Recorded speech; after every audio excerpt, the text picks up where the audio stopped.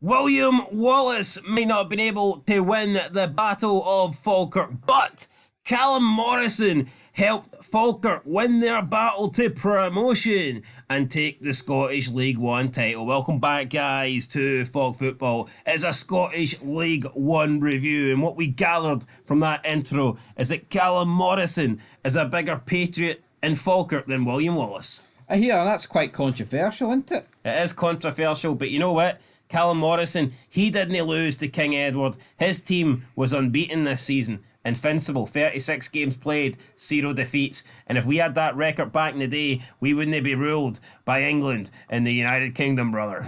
Well, 2024, better year than 1298, that's for sure. I think Callum Morrison is an independence kind of guy.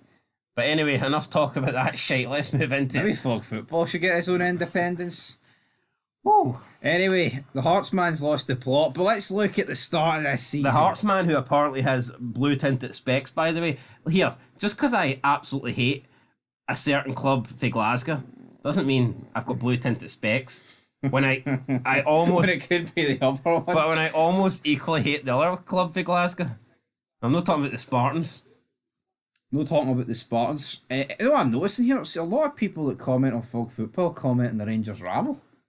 I'm recognising all these names coming Right, guys, through. get after the Rangers rabble. They talk a load of shite. They're all boring. Come to Falk Football. We'll keep you entertained. We'll bring you the home of Scottish football. We'll bring you the real stuff. You go on the Rangers rabble. All they're doing is rabbling a load of pish about some deed club. Scottish football, you want the home of it. You want 42 clubs.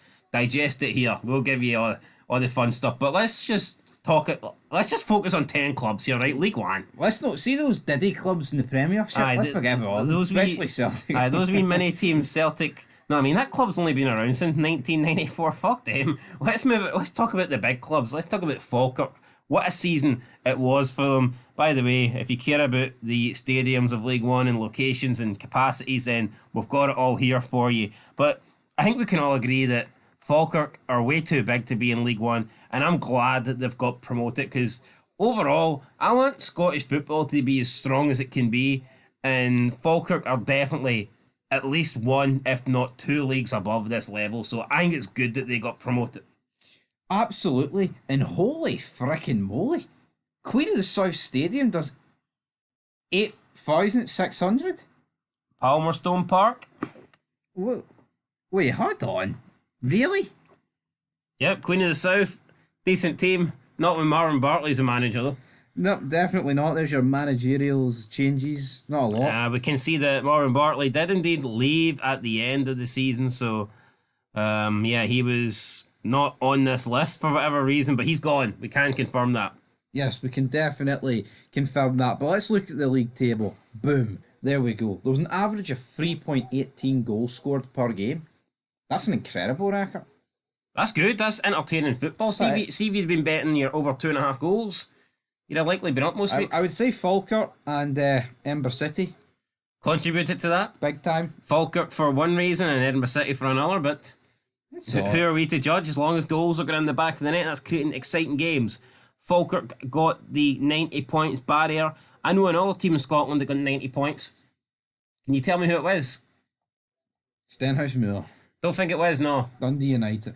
Don't believe it was, no. Pacific Shelf. It might be them. So yeah, 90 points is a hard tally to get to, so fair play to Falkirk for doing that.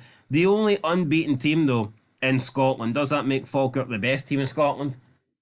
Yeah. I mean, possibly. Why not? I'm not going to complain. Invincible season, I'm not going to run them down. When we put the poll up at the end of the year and we put Falkirk in as the club, they might win. I think they would. End of season awards must be coming up soon on Fog Football. We don't as do well. that. We do year. We do them both. Do we? We're going to start. Right. Anyway, Hamilton came in second place and they didn't win promotion. Or did they win promotion? Did they get promoted? Yeah, they did. Oh, happy days. So Hamilton are back. Should have beat Inverness. There you go. Hamilton are back in the championship where they belong. Inverness in dire straits, down in League One next season. It's going to be tough for them. You feel like for Inverness to survive, they need to go automatically straight back up, or else it could be Bust. It could be curtains. It could be all over for Inverness.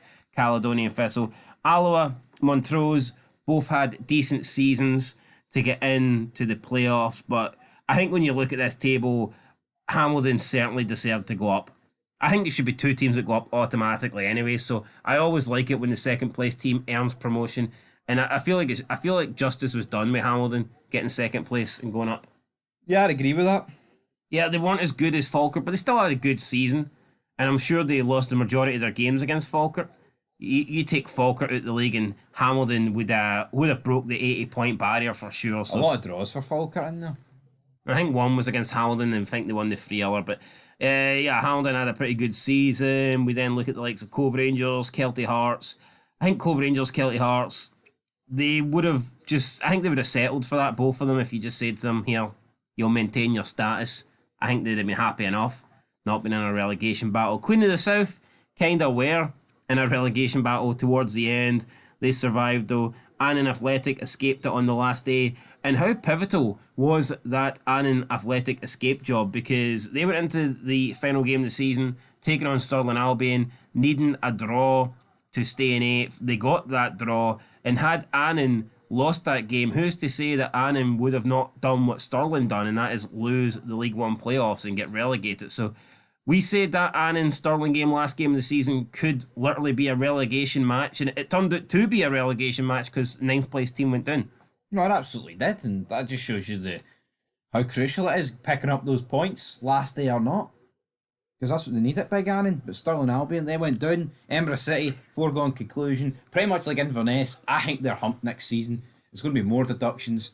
And what do you make it Inverness? Stirling, though, a battle that William Wallace did win. Let's talk about a battle that Inverness need to win. Why did they move their training ground 135 miles south to Fife when they're in Inverness? Enlighten me. What happened to the community? That seems like a dumb decision. Yeah, it fucking does. All that travelling? Just to train? Yeah, I mean, you're looking at what? A 270-mile round trip? They'd be better just playing FIFA. They would. Training session? Well, FIFA? actually, I don't get that, but here, that's for League One. Edinburgh City, thoughts on them? We haven't really mentioned them. Diddy Club. 3 wins all season. I mean, not good enough. We know they got a points deduction, but it was poor. They only deducted 6 points at the end of the day. It was very poor. Edinburgh City, I fear for them next season. I think that if they go down, then they're never coming back up. Oh, absolutely. If they drop out the pyramid, then Edinburgh City, I would wave goodbye to, because I think they will be gone forever. So, yeah, hopefully they can do all right. They did sack manager Alan Mabry, former Hearts man, which I thought was pretty interesting. Well, not interesting, just want to mention it. Interesting, really? Nah, it's not interesting. It's not interesting. Who am I trying to kid Right, here? top goal scorer, Callum Morris, and then it was Romain Burrell. So with 21. Also had Ross McCavier in there and Aidan Nisbet for Falkirk. So Falkirk getting their fair share of goal contributors. In terms of awards, John McGlynn won quite a few Manager of the Month awards. I think he won half of them. So what? Well, more than half actually, because there's not 12 up for grabs. He won 6 out of the 9 months. So that's pretty impressive there for John McGlynn. That is pretty impressive. I mean, no complaints really when you think about it. No complaints whatsoever, but here, I think that's us pretty much done with League One. It is. I'd love to talk more shite and drag this out to the 10-minute mark, but I just don't really. I mean, we can look at the playoffs here, and I mean, it was close. It was very close.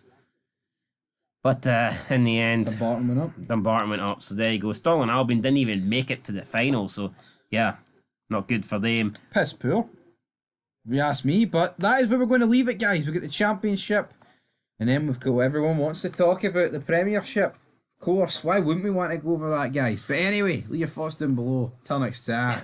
Peace.